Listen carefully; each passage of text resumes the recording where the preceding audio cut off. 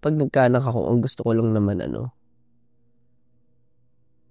hindi siya, hindi niya makuha yung stress na nakukuha ko. Yung para bang na talaga no? Hindi kasi talaga, pangarap ko yun yung parang magka-normal na family. So kaya rin siguro ako nag-work hard. Kasi ever since, naging mahirap sa akin kunin para sa akin lahat. Ultimo pagkain, nutrisyon, paghiga, peace of mind. Para sa future na magiging anak ko, hindi niya mararanasan lahat. Hindi niya kailangan na-experience yung kahirap, yung trauma.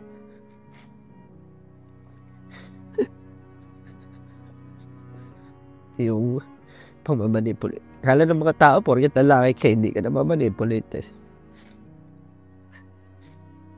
Hindi ka na abuso.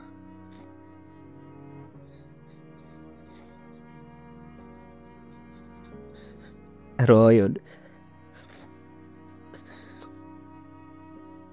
gusto ko lang na magawa niya kung ano yung gusto niya, yung maging kontento siya. Yung parang hindi niya kailangan intindihin kung ano yung, hindi niya kailangan intindihin yung pressure. Of course, iti-teach ko lahat ng pwede ko i-teach, pero hindi niya kailangan sumunod sa yap ako kung hindi niya gusto. Yun sa akin. Hindi niya kailangan i-bear lahat. Kasi binibear ko nga lahat para in the future. Alam mo yun? For sure naman makita ng bata na or yung family ko na kaya ko and masaya kami. Gusto ko lang talaga bibigay yung full attention ko. Siguro pag nagka-family ako, doon mag-iiba ng konti yung mga gusto kong gawin.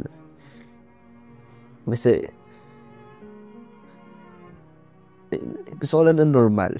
Gusto ko lang na may love, may respeto para sa bata and sa magulang without having them to force it. Alam mo yun. Give them what they need and malagaan ko lang na maayos yung magiging future family ko. Hindi namang, well, minsan may pagka-fancy rin, ganun. Pero at least, masasabi ko na sa akin mismo ako, nag-work hard ako para maibigay lahat yun. Ayun, ayoko lang maipasa yung lahat. Hindi nyo kailangan malaman lahat, every bit of pinagdaan ko. Hindi niya kailangan matrauma agad, hindi niya kailangan i-bear lahat. Basta, lumaking masaya.